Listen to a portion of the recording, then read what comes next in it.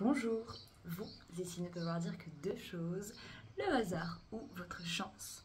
Aujourd'hui nous nous retrouvons pour un vendredi vénusien. Nous utilisons l'énergie de vendredi pour nous relier à la beauté, à l'amour, mais également avant tout à la présence et à la sensualité. Utiliser nos sens pour vivre mieux à travers notre corps et l'utiliser comme booster pour embrasser notre week-end et aussi comme rappel d'où a été mis notre attention pendant les 4 jours de la semaine et comment nous pouvons justement faire le pont entre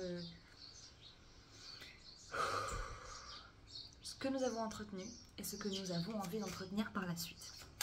Nous allons commencer par prendre une carte de l'oracle Hecta, enfin 3 plus précisément, et nous suivrons ensuite avec l'oracle des cristaux éternels. Je vais commencer à shuffle les cartes et nous allons simplement commencer à prendre ce qui vient. Je vais la ranger parce que j'ai l'impression de l'avoir forcée à sortir. Enfin, elle, je ne les ai pas forcées à sortir. Ok, une dernière. Let's go. Alors, waouh, c'est la première fois que je vois ça. Nous avons l'abeille, le cerf et la pie. Donc, mon étonnement, ce fut de voir 3 créatures sorties en même temps du deck, parce qu'il n'y a pas que des animaux dans ces decks, pour ceux qui ne le sauraient pas. Donc, nous avons une merveilleuse trinité naturelle. Alors, déjà, ce que l'on peut percevoir, c'est justement à quel point chacun de ces êtres ont une taille différente, une mission différente et une prestance différente. Pourtant, toutes ces formes de vie méritent justement qu'on reconnaisse leur beauté, leur charisme, leur présence, leur importance. Et avant tout,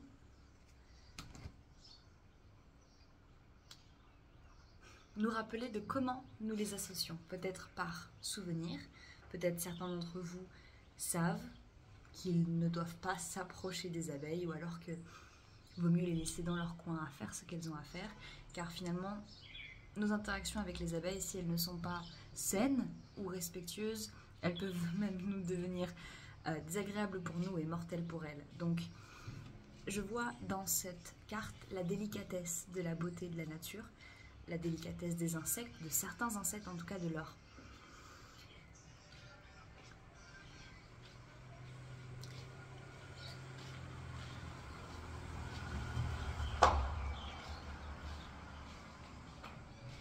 Quand on voit un papillon ou une abeille, une guêpe, n'importe quoi, toute créature très très petite, toute forme d'insecte, nous sommes mis au pied du mur face à la grandeur et à la petitesse de ce monde. C'est-à-dire qu'en général, même si nous aimons la nature, nous savons que nous ne pouvons pas rentrer en contact avec toute forme de nature, car justement cette délicatesse nous montre que la nature a ses propres limites, que quand bien même nous aimons ce qui nous entoure, nous ne pouvons pas toucher à tout. Par exemple, je viens de voir un oiseau, en ce moment j'aime beaucoup les observer, et j'ai beau les aimer, je sais aussi que je dois les aimer de loin, et que je pense que c'est la forme la plus pure d'appréciation. C'est celle où vraiment tu sais que tu ne dois pas t'interposer, tu es observateur, tu as la chance même d'être spectateur.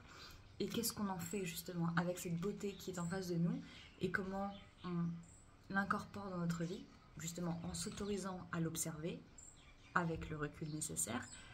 Et justement, qu'est-ce que ça nous apprend sur nous-mêmes? Le cerf, lui, étant un mammifère bien plus conséquent, il peut être avoir d'autres... Waouh, excusez-moi, je recommence cette phrase. Étant un mammifère plus grand, il impose plus de respect peut-être. Certains d'entre nous n'avons jamais vu un cerf de notre vie, moi y compris. Alors que les oiseaux et les abeilles, pour le coup, ça c'est fait. Check. Cette carte représente aussi l'instinct animal. Et ça m'évoque souvent la présence majestueuse d'un mammifère le plus... Il est considéré comme le roi de la forêt. Par contre, si on fait écho avec le roi de la savane est le prédateur le plus dangereux de la savane. Alors que ce roi de la forêt-là n'est pas le roi parce qu'il est dangereux. Il est roi par rapport à son charisme, on va dire, ses bois. C'est-à-dire le fait qu'il, justement, il incarne une partie de la forêt. Son environnement et lui ne font qu'un. Et ils partagent la même matière. Et je pense que c'est notre invitation également à reconnaître que ce qui est à l'extérieur de nous est aussi à l'intérieur de nous. Et quand je dis ça, je parle principalement de l'air et de l'eau, pour commencer.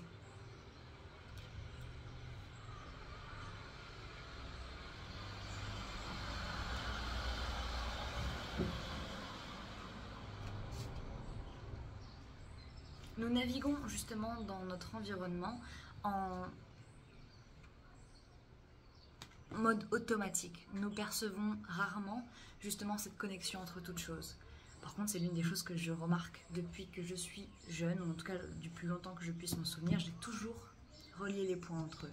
Et c'est aussi pour ça que ça me paraît tellement évident que nous sommes autant une extension de ce monde que ce monde se retrouve en nous. Le vice-versa. Et une chose que je pourrais peut-être partager en basculant avec ces cartes-là, c'est l'éphémérité. Ce mot me fait rire. À quel point justement les choses que l'on voit à l'extérieur de nous passent. En fait, tout passe, même nous sommes mortels, nous sommes humains, et c'est à la fois une chance et à la fois quelque chose qui peut effrayer. Mais dans un cycle qui est le nôtre, nous ne pouvons pas nous accrocher ou regretter les choses qui arrivent dans tous les cas. Par exemple, pourquoi est-ce que nous passerions du temps à justement s'inquiéter de devoir aller se coucher le soir, alors que nous savons que pour notre survie, notre corps a besoin du repos. Et si notre faim est obligatoire à un moment de notre cycle, la seule chose à laquelle nous pouvons finalement nous accrocher sur l'instant T, c'est bel et bien l'expérience de vie que nous proposent nos sens, que nous proposent nos ailes. Nous n'avons pas d'ailes au sens propre, au sens littéral, mais par contre, les ailes que je pourrais vous refléter sont finalement votre liberté d'expression, votre free will, libre arbitre, votre libre arbitre, mais également aussi tout ce qui finalement vous fait bouger, vous mouvoir, tout ce qui vous fait penser, ressentir. Donc là, nous utilisons finalement des animaux, des créatures pour refléter que nous sommes aussi des créatures vivantes qui ont une naissance, une vie et une fin. Et elles ont chacun leurs propres importances dans ce monde. Elles n'ont pas le même rôle. Et c'est la même chose pour nous, chaque être humain. Nous n'avons pas le même rôle, ni la même fonction, mais nous sommes unis. Nous sommes unis à travers justement le point commun le plus évident, notre expérience de vie sur Terre. Et c'est aussi pour ça que j'aime bien voir ce cadre avec ces trois créatures, c'est que nous ne sommes pas différents à un niveau atomique. Nous sommes différents en forme dans le monde physique, dans l'expérience de vie qui nous est donnée d'expérimenter aujourd'hui et maintenant, ici et maintenant, à travers nos 5 sens. Maintenant, pour développer un peu plus profondément sur ces cartes, ici on parle d'instinct, donc de rapport justement à ce qui est primal. Pardon, primaire du coup. Primal c'est en anglais. Primaire, c'est-à-dire notre...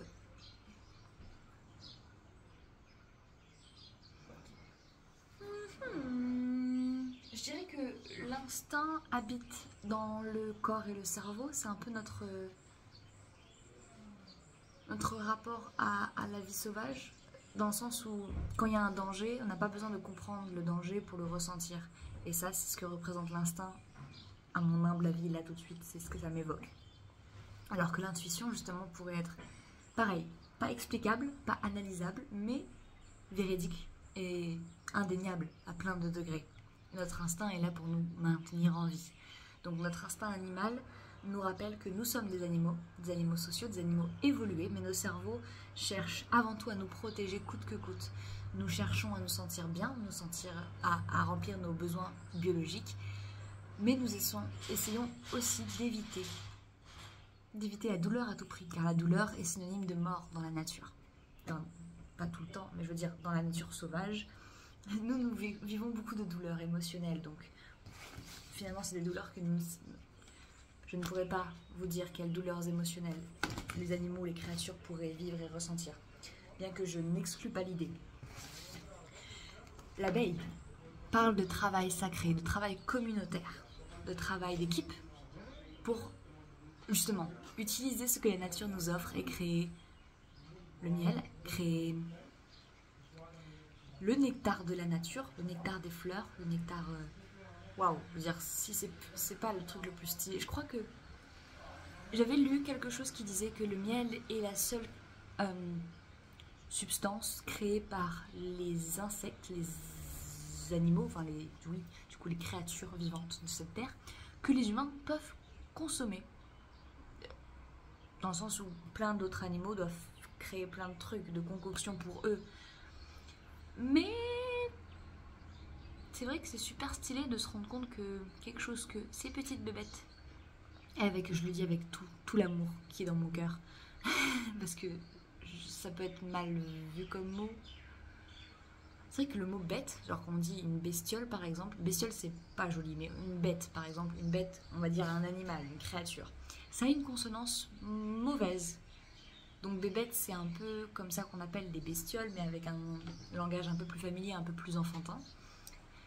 Mais c'est pour ça que j'aime bien dire le mot créature, comme ça prend les insectes et les animaux, mais c'est pas péjoratif, alors que... En fait, ça fait penser à La Belle et la Bête. Vraiment, bon, je suis pas une grande fan de l'histoire en soi, mais juste le terme revient et m'évoque justement cet échange entre qu'est-ce qu'on considère être une bête, qu'est-ce qu'on considère être un monstre, par exemple, quelle est la définition d'un monstre. Et je parle de ça parce que justement, la plupart d'entre nous, et je dis ça encore une fois avec amour, ont pendant leur vie expérimenté déjà la peur, à cause d'une créature beaucoup plus petite qu'elle, ou plus grande aussi, il n'y a pas de souci, mais par rapport justement à notre instinct de protection, notre cerveau archaïque et notre besoin de nous protéger coûte que coûte. Et cette connexion, la communauté, nous ramène justement à notre connexion à la nature, à nous-mêmes, à nos sens, car nous expérimentons la nature qu'à travers nos sens. Nous expérimentons la vie qu'à travers nos sens. Et nous faisons tous la même chose, à notre échelle, à notre degré, c'est-à-dire essayer de faire sens, essayer de donner sens à tout cela. Alors Lapi, dans ce deck, parle de quelqu'un qui s'approprie quelque chose qui n'est pas à elle. Et soit Lapi, elle, est intéressée par ce qui brille, mais l'humain aussi a cette manie à toujours aller chercher plus, ou chercher ce qui n'est pas à lui, elle, aller chercher ce qui brille, le syndrome de l'objet brillant. Et bien que Lapi, elle, n'a sûrement pas l'utilité, mis à part le plaisir passager, n'a pas l'utilité d'une bague, nous prenons les ressources autour de nous sans vraiment jamais nous poser la question. En tout cas, si maintenant nous posons la question, parce que pour prendre les ressources qui sont autour de nous, en général, on les achète. Maintenant, la seule exception que je pourrais trouver à ça, c'est la nature. Quand il y a des plantes, ou quand il y a un plant d'aromates, par exemple, si jamais c'est le nôtre, on va pas l'acheter. Il y a bel et bien un échange de je donne, je prends, parce que pour que notre plant d'aromates puisse vivre et tenir, il faut en prendre soin. Et puis ensuite, la nature nous rend ce soin en arôme, en aromate, en senteur, encore une fois, que nous pouvons expérimenter grâce à nos merveilleux sens. Donc, je pense que ça fait vraiment écho à comment l'humain a pris appris pour acquis peut-être les ressources de la terre, et que maintenant justement on apprend à le faire peut-être avec plus de sensibilité, plus de discernement, parce que si nous n'avons peut-être pas... Oh l'oiseau, moineau, si nous n'avons pas besoin de la bague, est-ce que nous allons la prendre juste pour le plaisir du vide, de rien, de remplir notre vide? Alors ça, ce sont juste des pistes de réflexion et de recherche, parce que les mots que j'emploie ici pour décrire les cartes sont toutes les choses qui me passent par la tête par rapport à ma propre philosophie de vie et ma propre manière d'expérimenter ce monde. Ça me paraît plutôt logique, puisque si vous êtes la personne responsable de tout ce que vous consommez sur Internet, eh bien, la somme de tout ce que j'ai pu lire, vivre, expérimenter vont aussi faire découler ma philosophie. Et cette philosophie-là, si elle ne me sert pas à lire les cartes, bah, elle me servira à écrire. Ce que j'ai fait également, elle me servira à chanter, elle me servira à parler. Finalement, les cartes, c'est juste un canal, c'est rien de plus.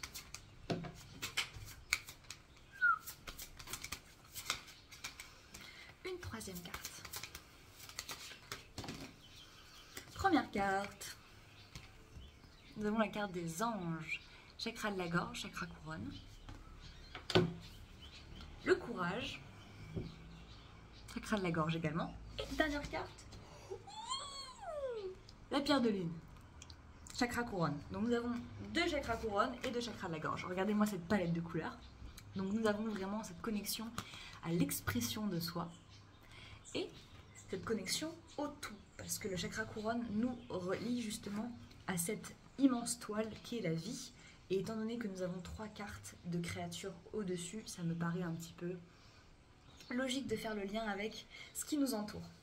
Et ce qui nous entoure au niveau le plus large possible. Et pensez macrocosme, univers, planète, l'infiniment petit, l'infiniment grand, tout ça. Alors, dans l'ordre, ça donne ceci. On va interpréter séparément. Alors, je me souviens plus de l'ordre des cartes. Ok, c'est pas important.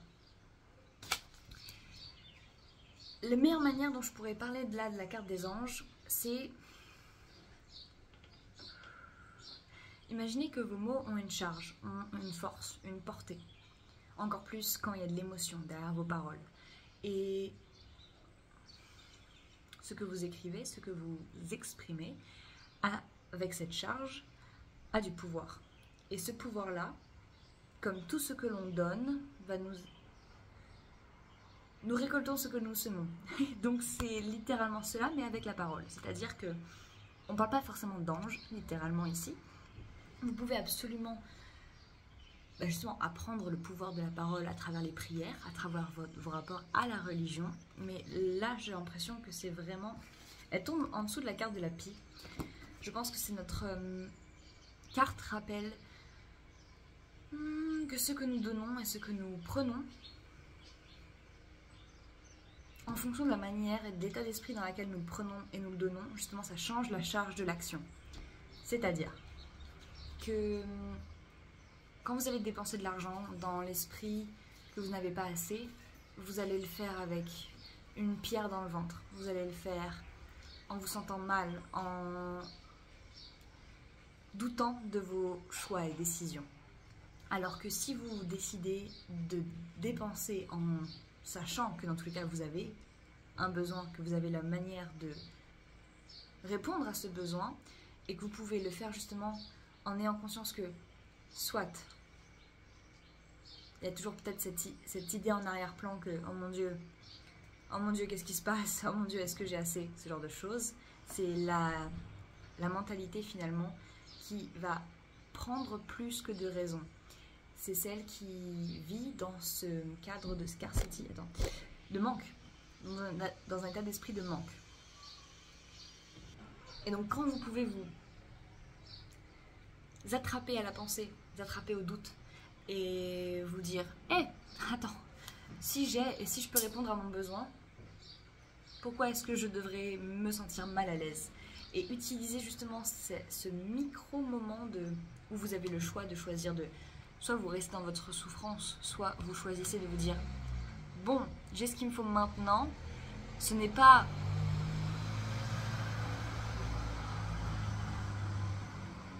Ce n'est pas l'abondance éternelle, mais c'est ce dont j'ai besoin sur l'instant. Et utiliser ce sentiment et cette responsabilité intentionnelle pour renforcer cette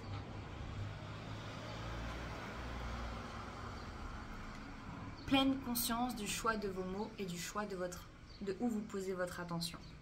Parce que je comprends que tout humain vit les... Voilà, nous sommes différents, mais nous avons... C'est quoi? Nous avons les mêmes problèmes, sauf que nous les vivons différemment. Je crois que c'est Big Flo qui dit ça dans un de ses sons, et j'aime beaucoup. Ici, on est là pour embrasser les solutions, pas pour réitérer et se rappeler que oh là là, il y a des problèmes partout. C'est un petit peu la direction qu'on cherche à éviter, j'ai envie de dire. Mais éviter dans l'acceptation, pas dans l'évitement. Le but, c'est pas de se cacher les yeux, c'est de regarder, de mettre la lumière sur l'ombre et de se dire ah, d'accord. Courage. Courage. Il y a une raison pour laquelle le courage suit ce que je viens de dire, c'est que ce que je viens de mentionner, s'attraper au doute, s'attraper à la peur, s'attraper à la pensée et de se rendre compte de ce qu'on est en train de se faire vivre en se concentrant sur ce qui fait mal, sur où ça pique, en fait, appuyer là où ça fait mal, c'est que ça demande du courage d'être responsable, de se tenir responsable de sa parole, de son intention et de son attention.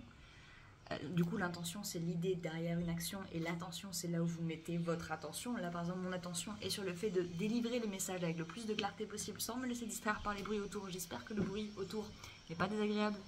Dans tous les cas, je m'apprête à clôturer ce tirage. Mais justement, là où ça demande du courage, et là où c'est relié au chakra de la gorge, c'est parce que tout passe par l'expression. Et à partir du moment où vous utilisez vos mots pour définir, raffiner, définir, et bien vous définissez le monde autour de vous. Vous définissez comment vous vous sentez, ce que vous ressentez. Vous mettez des mots dessus, des pensées.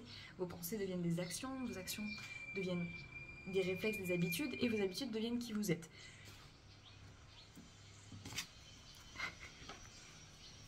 Et en plus, le courage tombe avec l'abeille.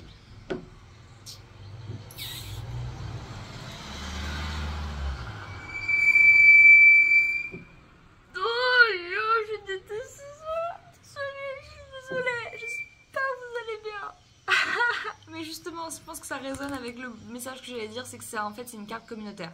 Alors, ce que je veux dire par là, c'est que ici on parle de communauté, de travail d'équipe et de responsabilité face à l'environnement, parce que l'abeille, elle fait son taf, elle fait ce qu'elle a à faire, elle pense peut-être pas au fait que ça aide tout le monde à avoir des fruits, tu vois. Bref, à contribuer à sa manière, à son échelle, à la nature, et c'est merveilleux. Et nous, en n'ayant pas conscience que notre parole a autant de pouvoir, eh ben, ça nous a fait vivre dans une sorte de bulle réconfortante où on s'est dit « Oh, mais on n'a pas tant de pouvoir que ça !» Genre, est-ce que notre avis est si important et si important que cela, alors que justement, on a toujours cru que nous n'étions pas si... Nous n'avions pas de pouvoir, nous étions seulement des pauvres petits humains. Sauf que si l'abeille a de l'importance, peu importe sa taille, nous aussi, nous devons nous éveiller à l'information que ce que nous faisons, ce que nous pensons même, a un impact. Et ça demande du courage parce que imaginez-vous bien que toute votre vie vous vous êtes dit « Bon, ce qui se passe dans ma tête, ça me regarde ». Sauf que pas que, puisque du coup ça définit qui tu es, et qui tu es, ça va définir quelle est ta place dans ce monde, et ce que tu propages dans ce monde, les idéaux que tu propages. Et la responsabilité collective, c'est de prendre son courage à deux mains, de prendre justement cette ère comme une opportunité de s'améliorer, pas parce qu'on n'est pas bien à la base, parce que nous sommes éternellement imparfaits, mais que la nature, elle, est parfaite. Et si nous sommes part de cette nature, alors pourquoi est-ce que nous ne sommes pas parfaits? Et le but n'a jamais été la perfection, mais le retour à l'unité. Et ça va demander du courage, parce que nous avons vécu toute notre vie à penser que nous étions séparés, que nous n'avions pas de pouvoir, que nous n'avions pas d'importance, de charge. Nous n'avions aucune. Quand je dis charge, c'est une charge intentionnelle. C'est une charge, c'est-à-dire, comme les égrégores, la charge de ce que veut dire un mot dans l'inconscient collectif, peut-être. Et justement, d'ailleurs, c'est pour ça que de plus en plus de gens en parlent, de plus en plus de personnes s'intéressent et s'ouvrent, ouvrent leurs esprits et leur cœur à cela. C'est que les personnes qui l'ont mentionné déjà, je pense à Neville Goddard qui en parlait en 1970, je pense, peut-être même un tout petit peu plus avant. Ça date, tu vois. Mais le temps que ces apprentissages sèment des graines dans les esprits et que la graine commence à pousser, finalement, ça nous fait vivre éternellement des cycles. Oh, c'est trop joli! Des cycles où tant qu'on n'apprend pas, on va répéter jusqu'à ce qu'on apprenne. Et on est tous sur le même bateau. J'ai envie de te dire, on est même tous la même mer. En fait, on est plusieurs courants du même océan. J'aime bien voir ça comme ça. Sinon, pour faire la référence à l'internet, au web, on est justement sur la même toile. Nous sommes des gouttelettes d'eau sur la même toile. Ou plein de petites araignées, mais cette image peut peut-être disturber certaines personnes. Donc, ces cycles de vie que nous vivons, c'est-à-dire les cycles, je parle des jours, 24 heures par 24 heures, des semaines, semaine par semaine, mois par mois, année par année. Ce sont des cycles, autant de cycles que nécessaire pour finalement mesurer le temps de vie que nous avons à notre portée. Et ça, c'est beau. Il faut pouvoir reconnaître la beauté là où elle est. Et la beauté dans l'instant T, l'instant présent. Je suis désolée, mais moi, s'il y a moyen que tous les jours, à chaque moment de ce cycle, je puisse me poser, ouvrir mes yeux et regarder grand et voir des arbres et des oiseaux, mais je suis contente. Et justement, entretenir ce contentement avec mes mots, avec ma parole, c'est renforcer la beauté dans ma manière de voir le monde, parce que en fait, le monde continue de me prouver qu'il y en a. Et ce cycle-là sert à prendre conscience que nous renforcerons toujours les croyances que nous croyons déjà. C'est-à-dire que, oh mon Dieu, je crois que je vais clôturer ce message, parce que ça tourne en rond, ça tourne en rond. Donc, dernière chose, tous les mois, parce que c'est la carte des cycles lunaires avec la pierre de lune, donc on parle de ce cycle récurrent de 21 jours, où on passe de la pleine lune à la nouvelle lune, qui sont des cycles énergétiques récurrents, et la lune représente en astrologie nos émotions. Et qu'est-ce qui est de mieux pour finalement traquer notre progrès en tant qu'humain, c'est bel et bien de voir comment on se sent au fur et à mesure des mois. C'est-à-dire, qu'est-ce qui a fait que dans ce mois-là, octobre, tu t'es senti plutôt léger, plutôt fier de toi, plutôt heureux? Qu'est-ce que tu as fait, qu'est-ce que tu n'as pas fait? Et faire ce point-là, eh ben, c'est littéralement s'offrir sur un plateau d'argent un miroir qui va nous permettre de se dire, bon, voici ce que j'ai fait, voici ce qui m'a convenu, et voici ce que j'ai fait ou ce que je n'ai pas fait qui ne m'a pas convenu. Donc, encore une fois, s'attraper à la boucle, c'est-à-dire qu'au lieu de continuer à toujours avoir les mêmes pensées, toujours avoir les mêmes souffrances, toujours avoir les mêmes résultats, parce que vous faites toujours les mêmes actions, eh bien on s'attrape, on se tient par la main, et on décide de rectifier notre parole, notre intention ou notre attention. C'est-à-dire que si vous vous sentez agacé, énervé, vous êtes en train de mettre votre attention sur le problème, sur l'agacement. Une autre manière de rediriger cette attention, c'est peut-être, pourquoi pas, d'utiliser votre canal d'expression, pourquoi pas l'écrit, pour purger ce sur quoi vous avez mis votre attention, qui prend toute votre attention et toute votre énergie, pour ensuite lui donner une intention nouvelle, une charge nouvelle, c'est-à-dire, soit vous allez la décharger, c'est-à-dire que en l'écrivant, vous allez vous rendre compte de ce que vous écrivez et à quel point ce n'est rien, c'est une illusion.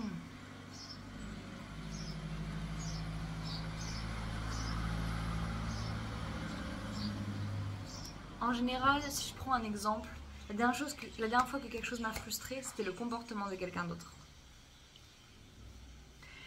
Et je me suis rendu compte, en écrivant, que ma frustration, elle pouvait avoir l'air légitime, elle était surtout nulle. Et quand je dis nulle, c'est qu'elle n'a pas de valeur. C'est qu'elle ne sert à rien. Genre, ma frustration est légitime parce que j'ai le droit de ressentir ce que je veux, vous avez le droit de ressentir ce que vous voulez. Mais ça ne veut pas forcément dire que c'est une vérité. Ça ne veut pas forcément dire que cette émotion n'est pas juste un nuage, que ce n'est pas juste de passage. Parce que là, lors d'aujourd'hui, je ne sais plus ce qui m'a frustrée. Je ne sais même plus c'est qui m'a frustrée. Ça n'a pas d'importance. L'important, c'est ce qu'on en fait. C'est où est-ce que vous mettez votre attention. Quand j'ai compris que écrire sur cette frustration allait me délivrer de cette frustration, je me suis dit, mais c'est génial. J'ai utilisé mon attention pour me libérer de mon cycle infernal qui me faisait souffrir. Je vais ranger les cartes et prendre une dernière carte pour avoir un mot-clé pour notre week-end ou notre semaine, peu importe quand est-ce que vous verrez ce message. Un mot-clé, s'il vous plaît.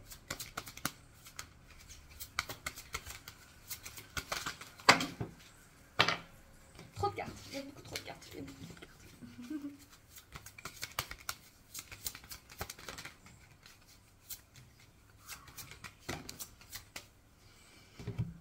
Alors, vous vous souvenez des couleurs que nous avions? Encore une bleue, encore un chakra de la gorge, c'est la carte de la communication, littéralement. Donc, et la pièce du lit, résolution des problèmes en bas du deck. Donc, communiquez, résolvez vos problèmes. Résolvez? Oui, résoudre. Resolve. C'est en anglais? Non, résoudre. J'ai toujours un doute entre le français et l'anglais, mais ce n'est pas l'importance, ça n'a pas d'importance. C'est vraiment juste... Alors du coup il y a ces deux cartes là, et puis la retournée il y avait la famille, encore une carte bleue, et vivre dans le présent. Donc quelque chose me dit que, ok, les mots, l'analyse, la compréhension, ça fera toujours partie de nos vies, ça fera toujours partie de notre famille. Et quand je dis famille, c'est